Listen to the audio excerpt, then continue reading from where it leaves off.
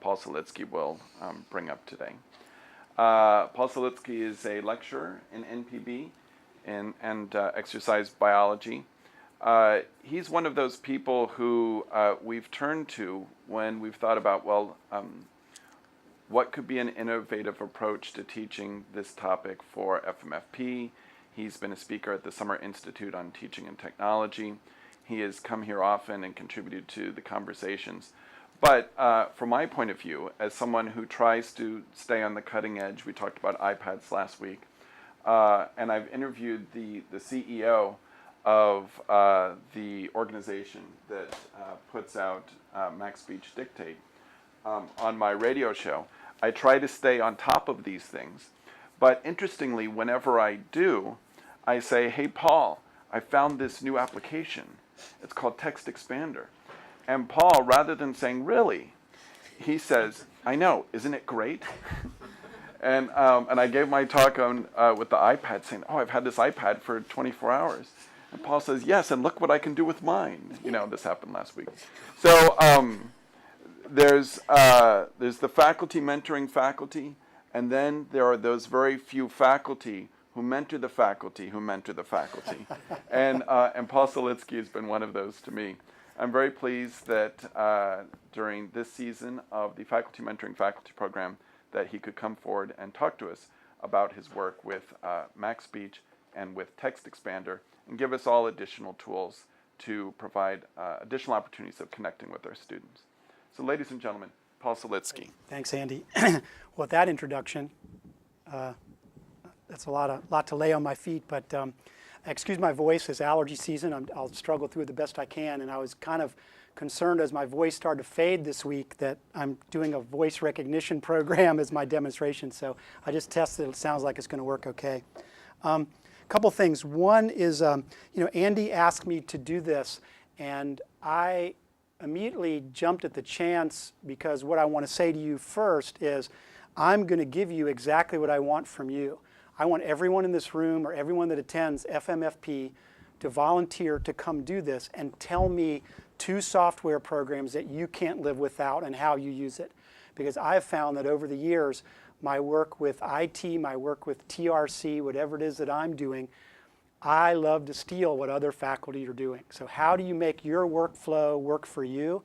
And those are ideas that I come away from all the FMFP and SIT conferences with at least a couple of great ideas that I can bring back to my desk and make my workflow more streamlined. So that's the mindset I had coming in here is I don't think anyone's going to do it exactly like I do it, but if you come away with just 1 or 2 tips to go, oh, I see how I can make, then I've done a good thing. I mean, that's all I'm hoping to do.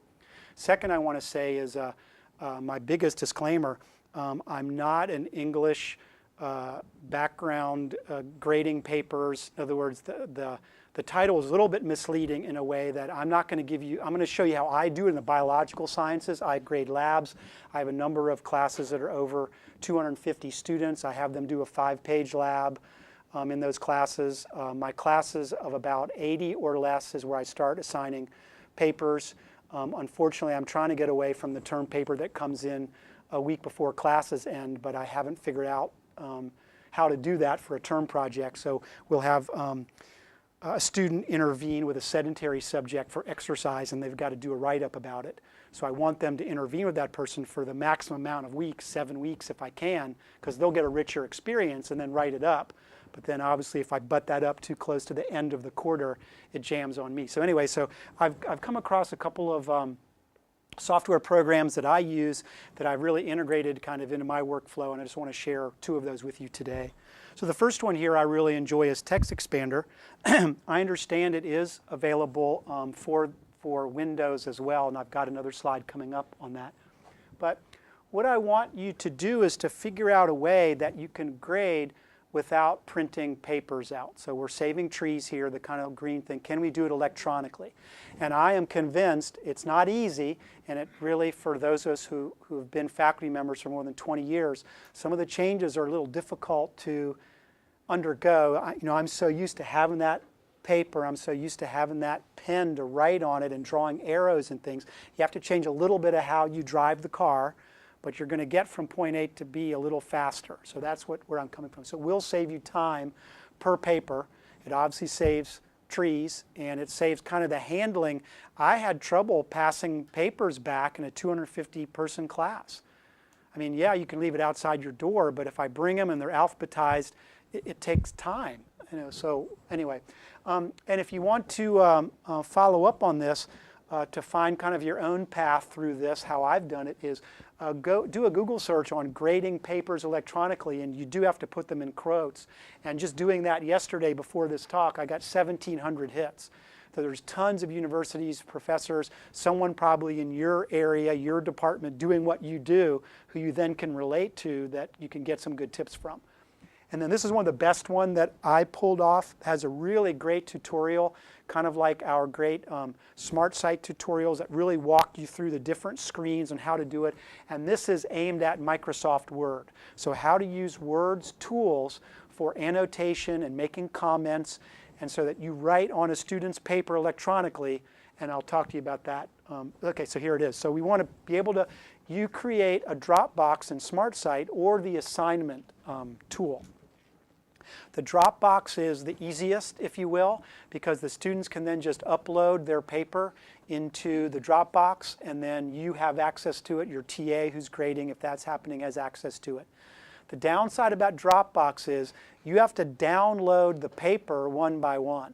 So in other words, I will click on Linder's Dropbox as my student, and his paper will then download onto my hard drive.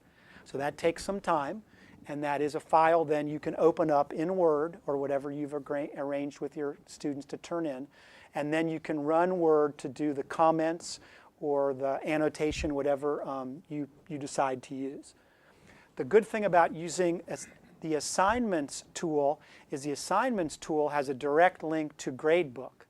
So you're not actually, from what I understand, and I'm glad you're here, Kirk, because you can correct me. It's my understanding if the student puts the paper in the assignment box, it doesn't have to download to my hard drive. There's a way it opens up on the server, and I could be completely wrong about that. Depends on how you put it in. So again, if you arrange with your students to put it in a way, it saves you time and downloading all those papers to your hard drive. So again, I think that's what I'm working towards, to be able to do that with my students to get that to work. But like I said, the good news is that it has a direct link to Gradebook, so then you don't have to kind of leave the program to assign the grade. You can move on to the next paper. I know there's a lot on this slide. And I'll be able to give a PDF of this talk so that Andy can put it on the website to go along with the webcast there. But I think digital Dropbox is great if you have a limited number of assignments and they're not very big. And maybe if the class size, I would say, is under 80 or under 50 students, Dropbox would probably work just fine. But if you start bumping up in those numbers, I'd recommend going to the assignment tool. Some advantage of doing this, there's an accurate record of exactly when the student turned it in. So it is obviously date and time stamped, and there is no lying. And I was very surprised the number of papers that are turned in between midnight and 4 a.m. I was not aware of that until that happened. And also it eliminates them turning them in by email. So they're not emailing to you, they just save it to their Dropbox or the assignment box on SmartSite. Some disadvantages, if you have to download each paper, it does take some download time, depending if you don't have DSL, if you're on a dial-up or something that's slow. This is definitely an issue. In some of the departments, science, math, if the student is uploading maybe spreadsheets or even images or something in an art history class, that could really take a long time. So you just got to kind of weigh that out into how you're doing it. I talked about this, the gradebook entry, and right now there isn't a way to organize the files in the Dropbox. In other words, it'll come into the student's Dropbox in the order the student turns them in. So you sometimes have to kind of go through the Dropbox to get it organized, but that's doable. And then sometimes the biggest student's mistake that I have found is they'll just hit save on their end, and they have saved the file, but that's not send it to the Dropbox. So again, I don't know if there's a way that to either flag it to the student like, hey, you still got to send it, it's not in the Dropbox yet. And that sometimes is an email then back from you, no, there was nothing in the Dropbox, to remind the students they have to send it, not just save it. I got this off of a writing instructor's website, And again, not being an English instructor, not being having any training in correcting writing. In my graduate program, they didn't give us any kind of training on how to teach classes or how to grade papers. But I thought this was really useful for the most frequently used feedbacks in college English grading. And you guys could certainly disagree if you think there should be some that are up there. Yeah, it's good stuff. So this is something that's really frequent. Anyway, this is what helped me decide what I would code into TextExpander. So you talked about the little codes that you devise with your students. Well, you can devise those codes, so that's all you have to type is the code, but the full comment gets written out. That's the beauty of TextExpander. It will expand whatever code you type in. That's what TextExpander does. So again, just so you see what some of those are. So these are some typical things that I write in margins, and I've developed just some codes to use for these particular notations. Any favorites that you guys have that you feel like you write most of all? What's your most favorite? Not you don't enjoy it. I'll get to the English professors last. I want to hear from the other people. Because your list was probably up there. What do you guys write in the sciences? Just most frequently you write in the margin of a paper. What do you think? Illogical conclusions, yeah. Anything else you guys think of that you write most frequently? What's your point? Yeah, what's your point? Yeah, and I always say I can't follow your logic here with a question mark, so I think it's on the same page. I don't understand. Andy, go ahead. Yeah, so / POI is clarify your point here. Yeah. And in fact, just /C is like clarify. Right. I'm always asking my students to clarify things. All right. And so, and then CL is clarify logic, as you're saying. Yeah. So, so yeah, I use a lot of these. And then Right. sometimes if, for a particular assignment, if I'm finding that students are making similar sort of mistakes over and over again, one, I go back and I add an explanation of that to the assignment itself for the next time I teach it. Right. But then two, I come up with a few sentences that are true of lots of students' essays, and I get ready to Feedback back to the class. Yeah, Exactly. feed those back. And so the great thing is Andy doesn't have to change the codes that he types, but the full comment will be written out completely. So that's what TextExpander does. It expands whatever code you decide that you want to assign to. It can be a comment, it can be a paragraph, it can be an image. I have one that's just a smiley face. Again, so instead of having to look through the keyboard and where that symbol is on my hard drive, I just have the key code. It's LL laugh, and then it has a smiley face, and that's just what it types. So you get the idea here. The great thing about TextExpander, it is designed to work in any software that can accept text input. So that's a great thing for those of you, especially maybe the math department. You have some special math formula kind of software that you have to run or those kinds of things. Apparently, TextExpander is supposed to work in all of those. It definitely works in the top three, any of the Acrobats, and Word, of course, and Pages is what I use on the Mac. And it works great in email. So any of the email programs. So again, I have all sorts of codes now. So I don't write my name and type my name anymore. I don't type at UC Davis anymore. I haven't done that in years. I just type in the code, and it spits out the rest. So in a header, I'm just trying to save time here. That's what I'm trying to do. I thought that you could. Yeah, anywhere. And so on the Mac, TextExpander is what I'm showing you. I have no financial interest in either of these companies. I'm doing my disclaimer now. I do have stock in Apple Computer. I do have to say that up front. It's doing really well. Thank you very much. But these are some other programs I have come across that some of us have tried, and they work just as well. They're just different. Different companies making a different, and they have some different feature sets that might fit you better. So please do your shopping so that you find what works best for you. On the PC, I think the last two I just heard about were Active Words and Vim. And again, PC, people might have heard of these. I don't use PC, so I wouldn't know about them. But there are other software programs do the same thing.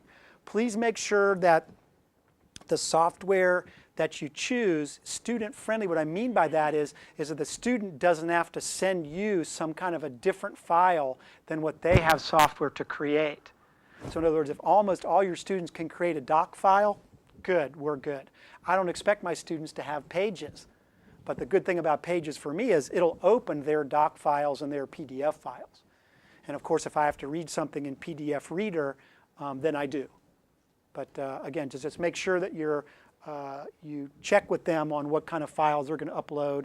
And especially sometimes we get foreign exchange students coming from other countries and things that just have some different software than we're used to dealing with. So just be aware of that. I want to point out to you that many of the programs, like Word, will allow you to write macros. And the difference between a macro and something like TextExpander is macros will only work in that software. So if you have 3 different softwares, 3 different macros, do you have to memorize 3 different sets of codes? That's what turned me off to that right away.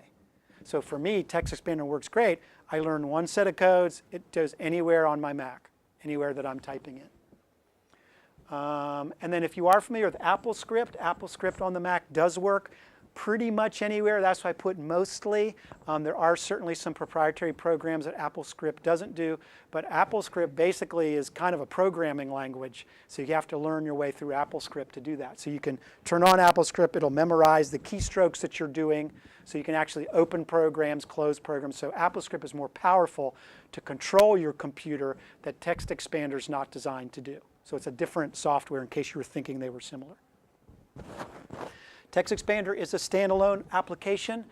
You can choose to use delimiters. I use, what is it, under the tilde? I don't know what the name of that is, the backward accent. Is that accent? Grav? Yeah. So accent grav is my delimiter. So I'll use one of them or 2 accent grav and then type my code. This is just for me. And that's how that's how the spell check doesn't check it, and that's how TextExpander knows this is a command. So I'm not just typing a word that I can't spell. It won't try to. So I'm always using the delimiters. And I'll show you when I turn it on for people that are coding in HTML. They use a comma and then their HTML code. For people that know how to do that. It doesn't mean anything to me, but it does to them. And that's all included in TextExpander are a lot of these predefined snippets, they call them. That's the word that TextExpander uses, snippet. So you can save keystrokes. So obviously we're saving keystrokes here. I can insert special math and Greek characters that I don't have to go searching for the symbol. I just put in the code and it types that symbol in no matter what font I'm using, which is really helpful, especially if you're in a student's paper and you're in their font. You can type in the symbol. And you can even program TextExpander to move the cursor. So in other words, after it does its thing, you can then tell it, as part of the code, to have the cursor drop to the bottom of the document. I don't happen to use that one, but it is built in as a feature. And then there's the feature component there. I don't know that I'll be able to get to that. Keep our fingers crossed the technology is working. And just as a little bit of a preview, I could have controlled all of that I was doing with the mouse with MacSpeech, which I'm going to show you in a minute, because it'll control it's designed for disability assistance as well, so people can use that software to control their Mac. It's looking like I'm not, because I have my computer for my network on campus, I'm guessing I'm just not on the network here. I'm not going to let that cook for a minute, so, okay.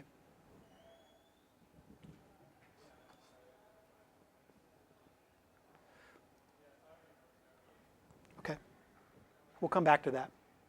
Oh, that was that. Okay, so let me,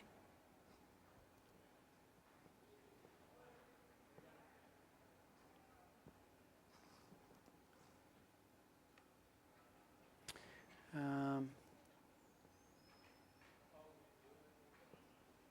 me pull this up for us.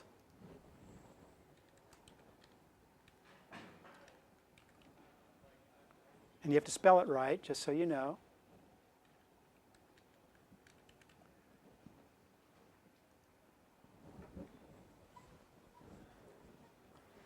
So TextExpander is this standalone application.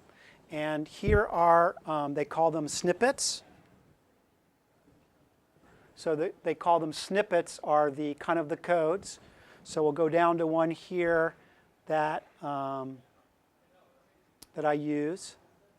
And so all I've typed in is the code for me is the accent grave, AWK, is all I type into my keyboard. And whatever I type in here will get spit out. So that's what will get typed wherever I have the cursor.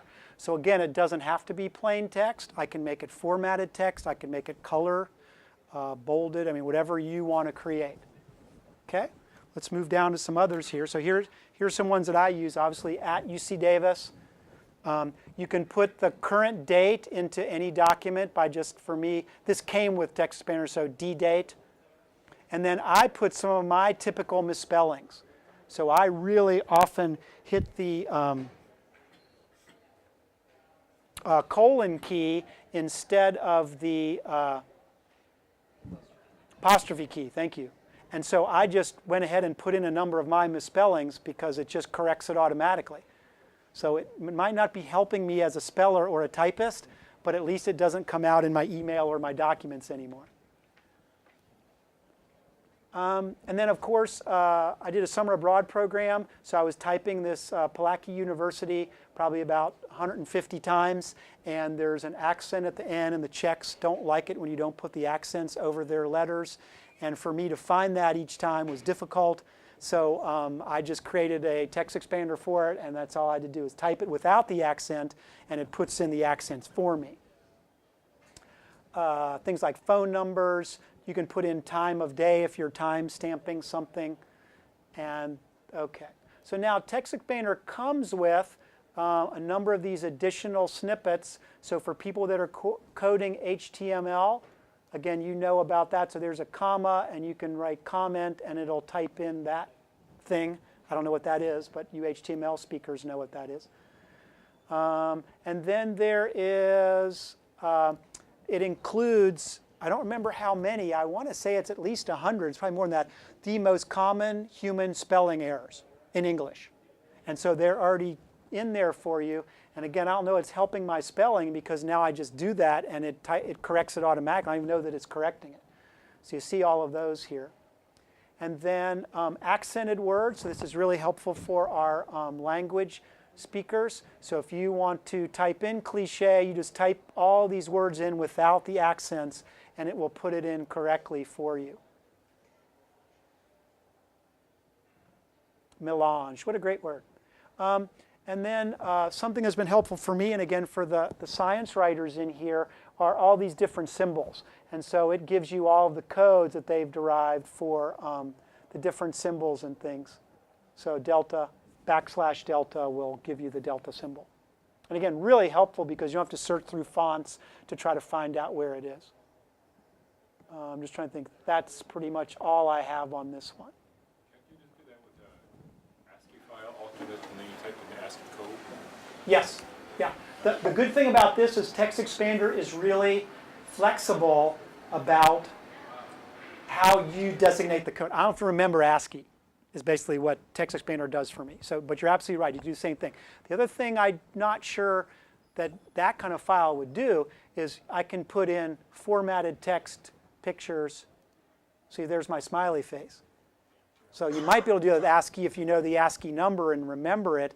But I have some programs on the Mac that won't accept the ASCII codes anymore. Word used to. I don't know if my Word still does because I've had trouble with that. That's what actually drove me to TextExpander. Was I have trouble doing the ASCII code. The hex code is what I had memorized for some of my symbols and stuff. Yeah. Questions on that? I mean, it's pretty straightforward. That's what I wanted to give you kind of some insight on. I was going to spend the rest of the time on the MacSpeech, the voice recognition. But How often do you ever use it for like a fuller sentence or a paragraph? Yes. I saw you had a signature file, Yeah. which is something longer. But I've often wondered, okay. Excellent. So that's a little bit like the, my wife buys belated birthday cards ahead of time. Yeah. Because she just knows she's going to send people cards late. So this is a little bit like you Right. saying, I know that I'm going to be behind in my email from time to time, so I'll just put that in there. Right. That's Yeah. great. So in other words, I have not typed my signature file in years. Because wherever I want to put it, a letter of recommendation, anywhere, I just type 4 or whatever, 5 characters. Were all those symbols built in, some mathematical symbols, or did Yes, you put them there? that came with TextExpander. I did not put any of those in. And the one thing I did, actually, it's a free download. I'll tell you about it. There's a really, for Apple people that use the Mac a lot, where is it? Oh my gosh, I saw him up there.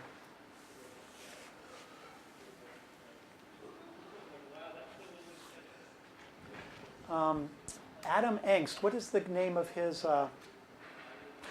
he writes a column online, and I can't remember the name of, it's like a blog, but he had all of these common mistakes. There it is, Tidbits Autocorrect.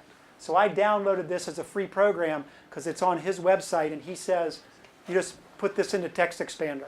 So I did it, and it just gives you all these autocorrect, whatever the word is, mistakes, or again, Right. more spelling errors. That's great. Yeah, I mean, there's hundreds of those that he has, and it's all a free download.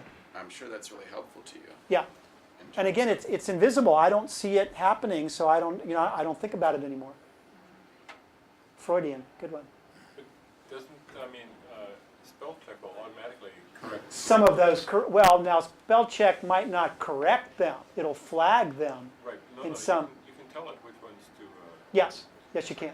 But isn't that just in one program, or I mean, because yeah, it's just word. Word, yeah. This is across anything you're typing in. That again, that's the beauty of it. That's why I went to this, because it really can be. So again, just wanted to alert you to that too. One place it's helped me is if I ever make a comment on someone's blog entry, and then you read it afterwards, and you say, well, of course I know how to spell that word. Where was Microsoft Word correcting that for me? Yeah. But then TextExpander will, Right. because you can be a little bit more lax if you're working in Word for exactly what you're talking about. But that's not true on a website. That may not be true in your email, et cetera, et cetera. So this is where TextExpander can come in handy. So it runs in the background? Correct. Yeah. Application running all the time. Yeah, I have it set up just when the computer turns on, it comes up. Yeah, I never see. That's why I go find it, because I haven't, setting up like this is not how I usually start on my computer. I didn't know where it was. Okay. Last, Andy told you about MacSpeech Dictate. This is a program that I've followed for a number of years, and just have really worked to integrate it into my workflow. And basically, it's a software program that uses a headset, and when you buy the software from them, they'll include a headset with it. The problem with using your own headset is they only have certain headsets approved because they need a certain quality of microphone to get the information into their recognition software. They just now have gone to making a Bluetooth wireless headset available, but again, it's only certain headsets that they approve to work with it. So you can try your own headset if it works, good on you, but they're not going to do customer support and things if it's an not approved headset, just so you know. That's kind of the expense of this. So basically, it's a software program that can type what you speak, but again, it types into any program or software that will accept typed input. So it's designed, it won't work in a drawing program, but I have had good luck with spreadsheets in Excel, so entering scientific data. You can say tab key, it moves to the next cell, and you can tell it what you want to type in. So that part of it can work. So you speak, it types. You can do command and control. Again, that's a kind of a toggle that you have to turn on in the software to get it to recognize commands. And of course, that whole section of the software is ideally designed for people with disabilities that have different kind of access issues to keyboard, mouse, that kind of thing. So you can talk the whole thing. You can edit most text documents that you can open up in any kind of a software that will read text documents.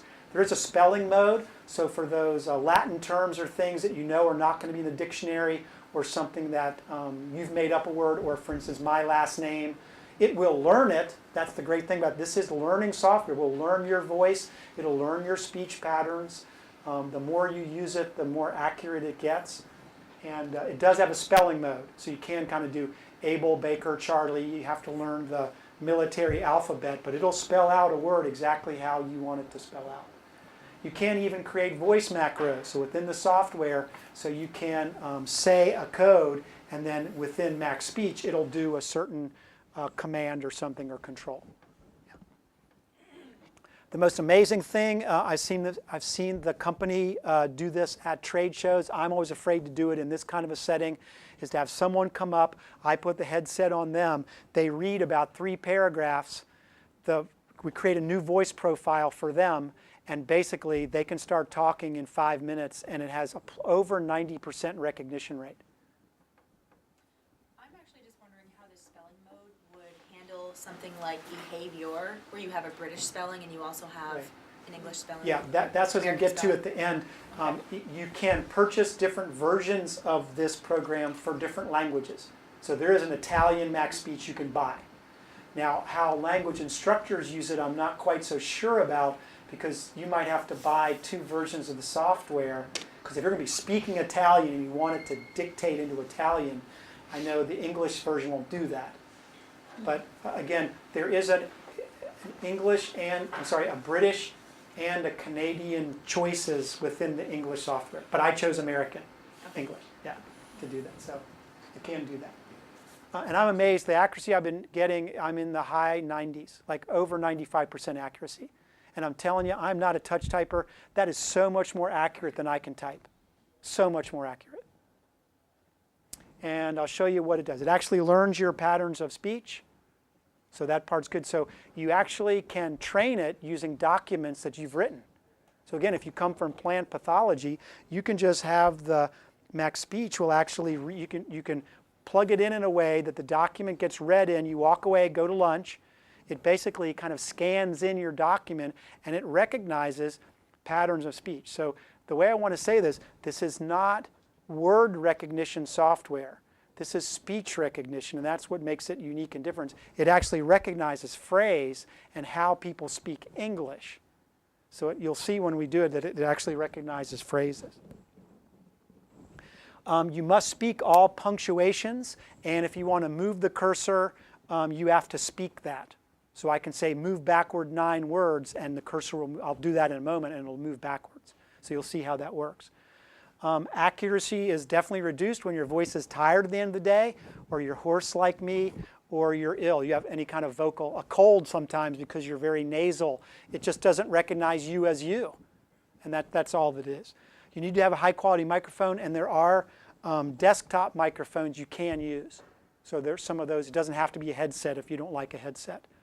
And obviously a quiet environment. So when I'm dictating, I shut the door of my office so the hallway noise doesn't come in. I have my radio off. That's just how you have to dictate. And it's really funny sometimes when the phone rings and it'll type something on the screen sometimes. It does not always. Kind of a fun thing. Golden rule of this software, you have to keep your hands off the mouse and the keyboard. And that takes some getting used to. And it's hard. So in other words, if you are in this command and control mode, you have to tie your hands up and talk to the computer, and it doesn't always do what you want to do, and you want to, if I'm in a hurry, I have to do this all the time, I'll reach for it, and I've kind of, there's a cache that the computer is hearing your speech, and if you mess up where the cursor is, the software is designed in a way it doesn't know where it is. So it'll start typing into the middle of the document. So again, you can screw up your document really royally if you start touching things and moving the cursor around. It's a downfall, and they're working on it. But again, this is the state of the art, and 5 years ago, you couldn't even do this. I mean, this software has come so far since I've been using it. Okay. So what do I want to open here? Let us open...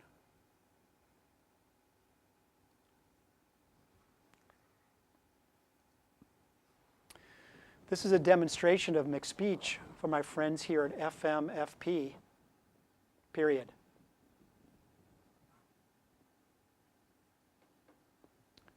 Open recognition window. Scratch that. Open recognition window. Scratch that. It's not liking this. Show recognition window.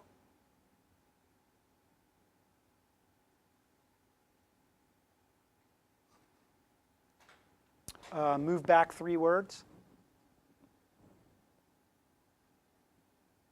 Move backward 3 words.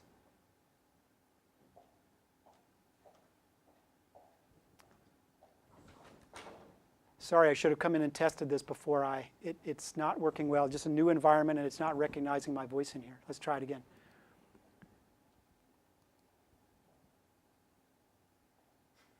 Move backward 3 words.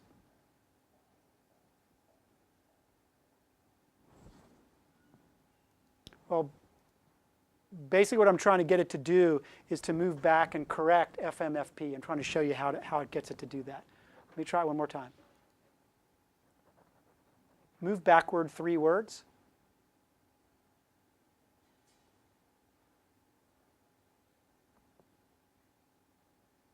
Move forward 1 word.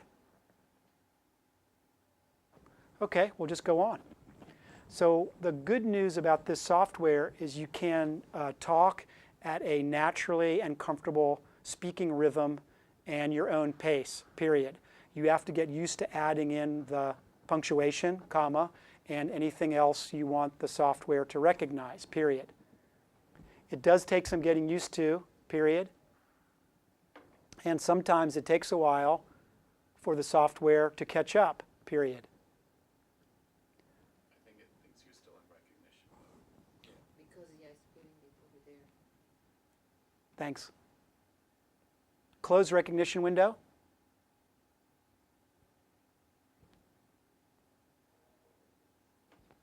It's really being ornery today.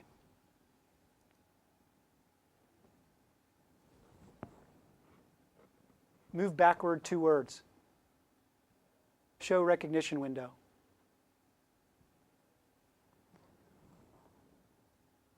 Pick 6. Okay, so what I did, it gave me a lot of choices in the recognition window because it's interpreting, and I've never said FMFP to this software before, obviously, so it hadn't learned it. So it thought what it wanted to say. And so I said pick 6 was the closest one to what I want, and it changed it. It transposed it into where it was going to be. Okay, thanks for that, Andy. Helped me get out of my. So let's continue with this demonstration, showing you that MacSpeech can really type as fast as I talk, period.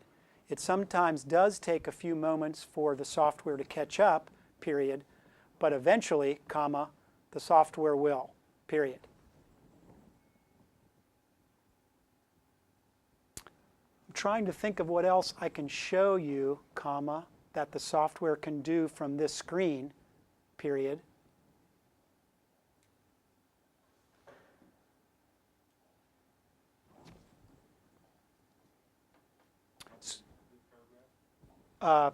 Paragraph.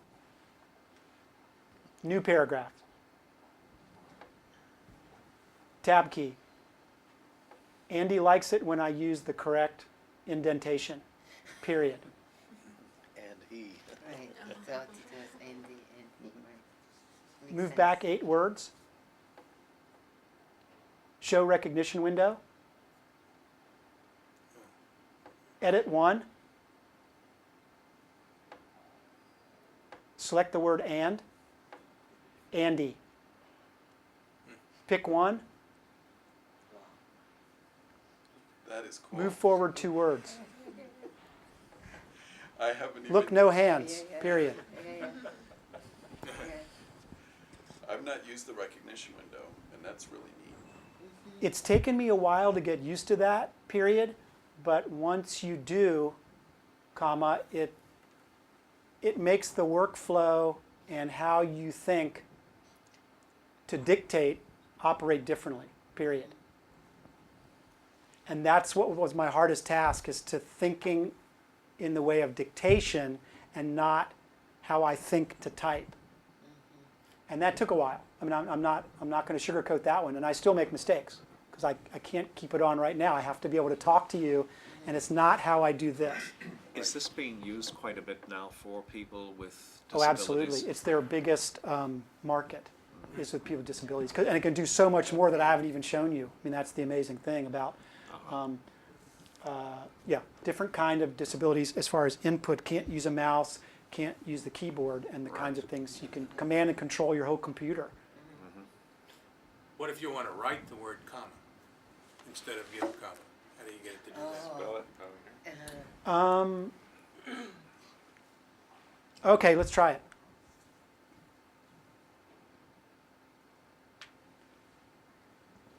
I was hoping my professor wouldn't mark me down for using too many commas, period. Too many? Show recognition window. Scratch that. Show recognition window. Close recognition window. Scratch that. There you go. Comments. Edit 3. Scratch that. Edit 3. Select comments.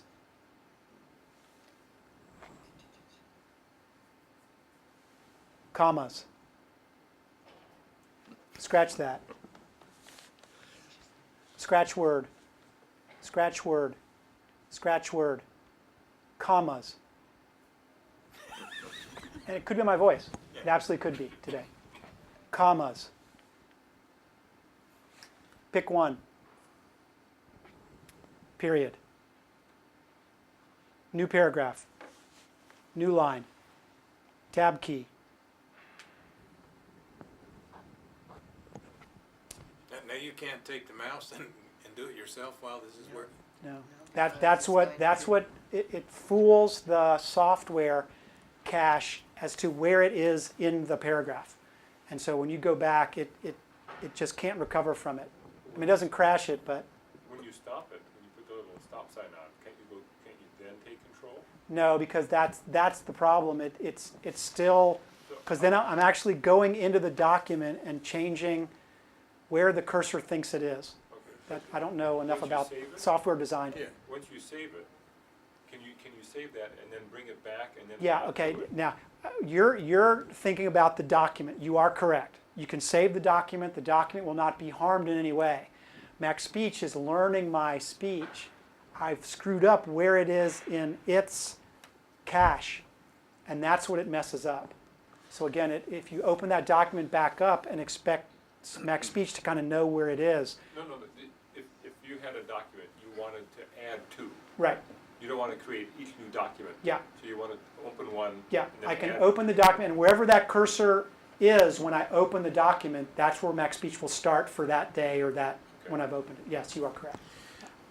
How do you deal with things like the first word in that last paragraph, or a word such as bear and so on, where it could be either EA or AR? It knows, because it's recognizing context. That's what's amazing to me. That one in my, which word is Very wrong? first word of this last paragraph. Know that? It was no. You were answering somebody's yeah. question. You said it And went that's to the one that for that one I'll probably have to go in, because it was colloquial, it was me speaking, as opposed to, again, this has learned my professional writing. I see. And so if I was dictating a letter, and actually I brought a couple of things I was just going to read from, because it's exactly what the software knows. But for that I would just use that recognition window and go in and edit it. And I bet if we went back there, let's see if I can do it. Show recognition window.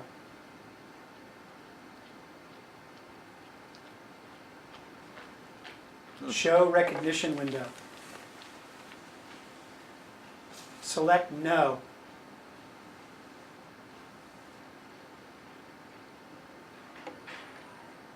Move back 30 words.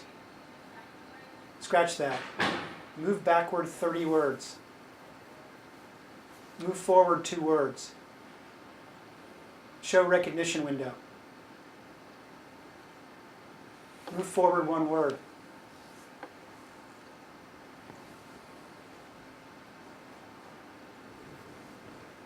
Well, you guys can barely see this. I can barely see it either.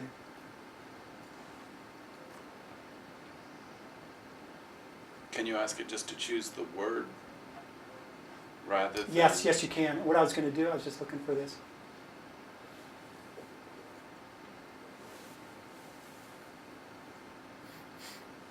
Will this work with the iPad? Yeah. I don't think so. Actually, there is an iPad application That's similar, yeah. that's similar. It doesn't work as well. Right. And MacSpeech is coming out with an iPhone application, and I'm sure that the iPad is not far behind it, so they're working on it. They've got an application now, a Dragon application, and Dragon owns MacSpeech now. It's called... Move to the end of the document. Scratch that. Move forward 20 words. Move forward 6 words. Move forward 1 word. Period. Paragraph. Scratch that. New paragraph. Tab key. Well, I will leave this as the end of my demonstration period. I'll let you ask some questions that you might have for me now, period, and I'll shut this off, period. What if you said, I'll leave this at the end of my demonstration period. What if you said, what do you want period there is the word, Sorry, demonstration The period. way I understand that it tells when you want to say the word is context. Like it reads sentences and human speech patterns. Again, I'm not enough of a software engineer to know what goes on under the hood, but it was explained to me that it's a software engine. It's a voice and speech recognition engine that looks at patterns of You speech. said you could spell things out, right? So Yes. you type, or say P-E-R-I-O-D or something? You could, yeah. If it's not recognized, sometimes if I get frustrated, it's not recognizing me, I just spell it out to go on. There are some words in there I didn't hear you say, yacht and judge, where'd they come from? Yeah, the software was assuming that's what I meant, and at the end of the document, when I'm all done, I'll go back and edit it using speech.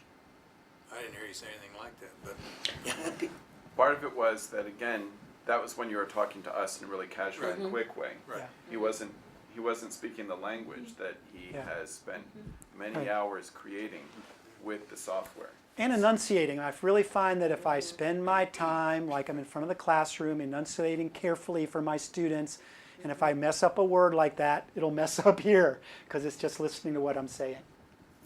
So the great American novel can be written by everybody, There you go. Can be spoken by everybody. spoken by everybody. Yeah. Yeah. Amazing. Another question? Yes. So well, really quickly, for email, this has been a real lifesaver, because I go right from command and control to dictating the email, and then I hit send. I just say send message, and it's gone. And touch keyboard. I don't know if you have experience doing this with this program, but I'm curious if you were to use this in like a Microsoft Word type document and you were typing a paper up, how would it handle references if you were to insert a reference and have it at the end of your paper and things like that? Have you had experience using it that way? You mean you're going to speak the reference in? Yeah, I'm guessing that's what it would do. How does That's one way to do it, and there's also, invoking macros if it's something that you're going to put in frequently. I'm just trying to think. I don't think I've ever spoken in a macro, but I'm thinking about when I'm writing exams, multiple choice questions, I just read the question in just like you want it to appear on the paper. I mean, you put in open parens, closed parens, 1984, period. You just say it. Mhm. Well, I wonder, because like a program like EndNote, for instance, Yeah. when you're putting the citation into Microsoft Word from EndNote, what it'll do is put the citation in at the end of the sentence in the paragraph, but then it automatically generates a reference list at the bottom of the paper. And I wonder, like, if this program would have any recognition with putting it in there and then automatically generating something at the bottom. Yeah, that's a good question. I don't know. I do know that they have a very lively forums and help desks, and I bet that question, because people that use that software a lot, I mean, a lot of academics use this software, that question I know has been answered. I just have never run into it. Or I wonder if in the future it could be in sync with EndNote or something like that. Oh, exactly. And I wouldn't be Yeah. surprised me, especially this company, if they've already done that. EndNote or Biblio. I think you sort of answered this, but how does it handle formatting if you wanted to bold something? Yeah, let's see what I can do here.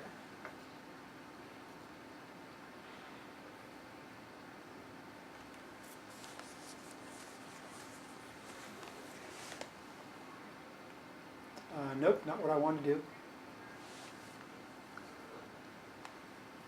I found that sometimes if I say begin bold, end bold, I mean, I don't know if you've tried that. Yeah. That it just knows. So here So you would are never say begin bold under other circumstances. yeah. So here are available commands that you can speak.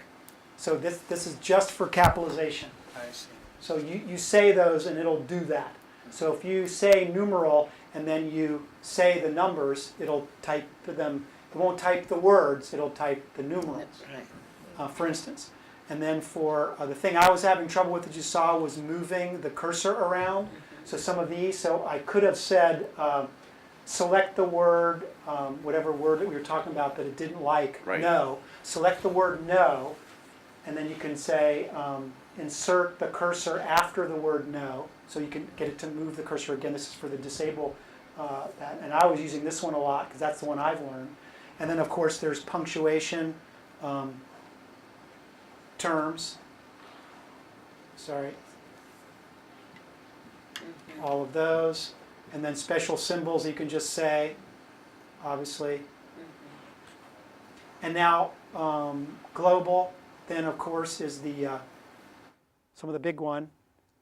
Oh, sorry.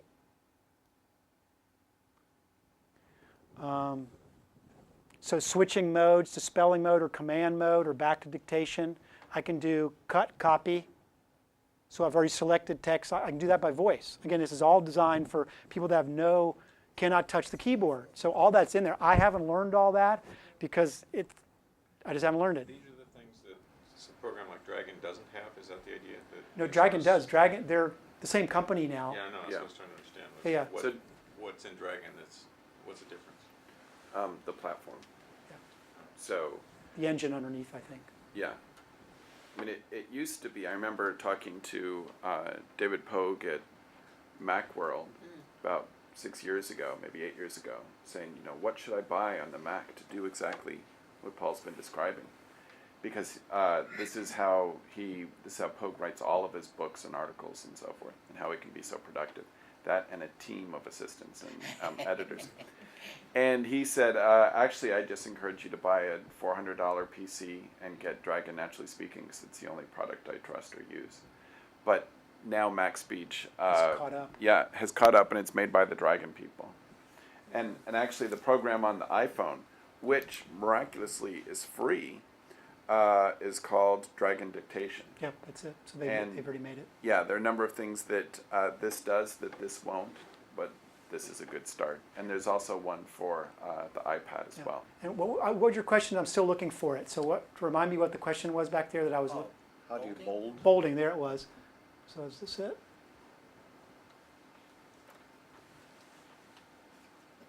Thanks. And before we all start leaving, there's going to be a great presentation next week by Pete Siegel. And Kirk's done a little bit of chatting with Pete today. Is that today, Pete? Or Kirk Yes. with Pete? So why don't you stand up, Kirk, and give us a quick preview of that so that we can be compelled to return next time. Pete Siegel's he's a vice provost, head of IET, and he and I were brainstorming this morning about a presentation he's going to give at FMFB next week. And I got really excited about what he's going to talk about. He's inspired by the iPad, but more importantly, he's inspired by what it means for education and what it means for publishing, what it means for the way you take your syllabus and think about the content that goes into your class. He's got some great vision kinds of things that I think you'll find very inspiring. I encourage you to come and take a listen. Excellent, thank I you. won't give away all his thunder. Right. Wendy? I have a very, and I want to apologize for the simplistic nature of this observation. You're attempting to save time in the first part of your talk today. I've used both the hard copy, I still get, of course, hard copy essays, let's say a 3-page essay coming in, and I've had them submit them electronically to me. In both cases, I've given them a code, let's say a dozen different things with ST for style, S for syntax, P for punctuation, and so on. So they have that very abbreviated form before them. And what I've discovered in terms of time saving is this. If I am not going to make comments at the end on content, that it's a fountain, well, calligraphy pen. I actually can do it faster if I have the hard copy in front of me with this here, keeping that code in mind. So I just go through WC, W, S, SY, SN, whatever it is, Right. and at the end. When it comes, however, to making comments on the content, because I do touch type, that goes 3 times faster than Right. actually writing it. Except I do like fountain pens, and when I have a small class, I'll probably write it out. Right. Trust to high heaven that it doesn't rain and the ink goes all over the place. But is that No, you're absolutely realistic? right. I don't think it's a negative comment in any way. This is, number one, is the future, because you're not going to be getting them on paper anymore. That's coming. So when we go all electronic, we're all going to have to learn how to do this. Yeah. And I'm just trying to wrap my mind around how, in my workflow, how I'm able to do that. So and what holds me back is I'm not a touch typer, so it's always slower for me, and any of these things I can do to save that kind of time helps me. So that's kind of where I am. So yeah, I'm still, because it's how I was taught and how I learned to teach, is having the paper in front of me and being able to write the comment. So this is new, and it looks a little slower, but it's just, I'm not working. It's just, the demo didn't go it went more awkwardly than I was hoping it would for these reasons, is it's not me actually just sitting here at my desk working and using this software. I tried to show you the software. So, but I hope all of you still volunteer to do this. So, I think that the training period Yeah. is what's going to vary from person to person, and may or may put off people a little bit Yeah. in the beginning. But I think the more tools, even if you don't decide not to use them, we should know what's out Right. there, and because the number, what you're saying, not paper anymore, bigger classes. If we want to keep up the quality of the feedback, we need to find a way. Right. Because otherwise, what happens is people are going to give fewer papers, Right. write less, try to find ways of thinking, is this really important? Should I give feedback on that? And that's what's going to happen. So if we want to keep the quality of the feedback, we need to find a way to Right. give it with bigger classes and no paper. And some departments I've heard where a TA will have looked at a draft and the professor looks at the final copy, those can be in different colors with TextExpander, if you want to. So the student gets it back and they know exactly who wrote what. Oh, yeah. And another thing is, when I try to experiment, do something, student last minute sending me stuff, and because usually I don't want electronic drop off, I'm still doing the papers. Right. But I found myself making codes at the very moment using colors, so putting for email, and the blue and the green, and then putting down, this is the syntax, this is that, and then coding and sending it back. So if I had something already done, Yeah. it would have been fast. So if I have to do it, I'll try to find a way my own. And if I have something that is already, But then you just have to do it once. That's yeah, the yeah. great, that's And the great thing about see, it. I think that's it. It's just the idea of putting in the time to learn and, Right. and find the codes and figure them out. Right. Once you do it, though, Yeah. especially if you have to Oh, eventually. exactly. To answer your question about bolding, the reason I was having trouble is I was not in a program that allows format. So if I had Microsoft Word open, it would show me the commands for bolding and underlining and italics, because it'll control any software that it's in through the voice commands. It'll show you what commands it can do. Yeah. Good. I'd say that the way that I've used it, and Paula's been more responsible and systematic in using voice commands for the command and control, as you call it. And I should maybe have read the manual more closely in terms of being responsible with the program. But just the freedom of sitting down and just dictating something almost as quickly as you can speak it. You have to stop and include the punctuation, comma, but after that you are just running with it. And having done radio for 10 years, I've learned to pay attention to the way that I'm representing myself through the spoken word. And that training has come in handy with the way that I speak to students or people who I'm writing to using this program. But it is liberating. There's that original way, like that original learning curve, and you've got to train it a little bit. But I'd say very quickly, Yeah. you're off and running. And just in terms of the volume of sharing information with others, I think it's quite exciting. And remember, I mean, if you get the wireless, you're not tethered, but I sometimes now stand at my desk and I pace and I'm dictating. Because it's like being in front of the classroom. Sometimes I do think better on my feet. Yeah. I can't explain it, or maybe it's moving. I'm an exercise guy. But it's just, I sometimes can get those kind of moments of clarity, and I'll go over and I can even pick up books and look up a reference, and I'm still talking for what's next because I don't have to touch the keyboard. Yeah, I've been doing this radio show for 10 years, and on my very first show, I sat there and I was reading things and speaking, and by the end I was thinking to myself, even I'm bored with what I'm saying. So, but then, ever since then, I've stood up doing the radio show Interesting. just as I do as I'm teaching. Yeah. And it's a different sort of energy, is. helps you focus. It is. Yeah, helps you sound interested when you're talking to someone on the Yeah. phone. Yeah. So, yeah. Sound interested instead of being So interested. if I Right. hear on your radio show somebody say, "Why are you standing up, Andy?" Yeah, well, That's I tell guests, I'm going to stand. You may also stand if you wish, but. Well, thank you all.